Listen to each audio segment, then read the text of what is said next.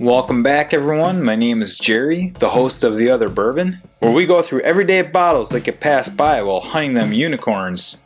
And you have tuned in to episode 3 of the Jim Beam season.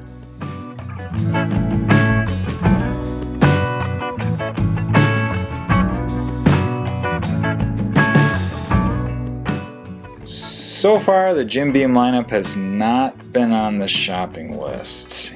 If you haven't already, be sure to check out those episodes. Both the White Label and Devil's Cut scored 2s, but we've got our fingers crossed, and we're shooting for 3s here. I mean, we've got to come across at least one, right?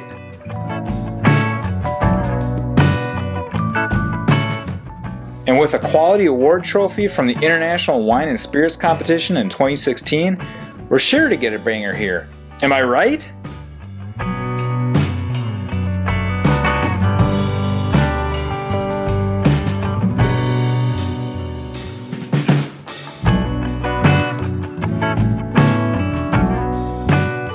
I mean, for Pete's sake, it calls out quality right there. And as it says on the other side of the label, they discovered that by adding the important ingredient of extra time in their barrels, they get smooth caramel, warm oak notes, and full-bodied character. Quite the discovery. I wonder if this whole aging thing will catch on in the bourbon world.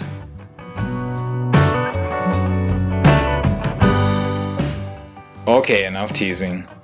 Jim Beam Black comes in at 86 proof versus the White Label's 80 proof if you're keeping score.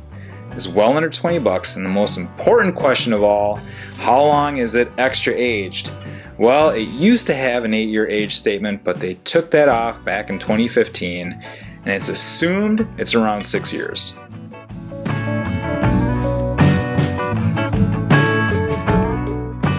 And wouldn't you know it, we got ourselves a screw cap. So far, so good, so let's see how it tastes. Here we go. On the nose, I'm getting strawberries and cream and, well, antiseptic. Mystery Taster had one word: sweet.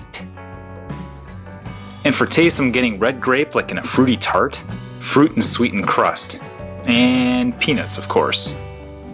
Mystery Taster gets sweet and fruity when neat, and smoother, fruity, mild sweetness, and mild vanilla with ice. Finally, we got a 3. And if you're in the market for a Jim Beam bottle, this is the Other Bourbon approved. Skip white, skip the Devil's Cut, pass go, and collect the Black Label. I was really surprised at how much I like this, as is evidenced by my text to the Mystery Taster a few days ago. And for well under $20, you won't be disappointed. And now the next big question: where does it rank against Evan Williams? Well, I'm glad you asked. But before we get into that, I have made an executive decision. We will no longer rank bottles that score less than a 3.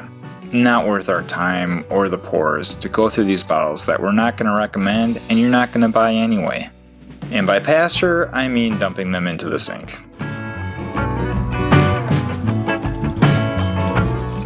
But rank! Yes, the rank! The Mystery Taster and I blinded this together, and it was an easy decision.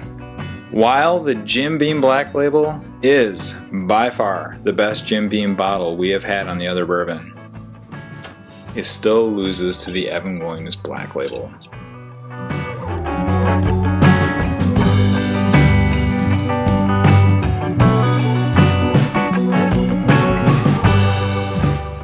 But there's still one Jim Beam bottle to go. There's always the chance of an upset.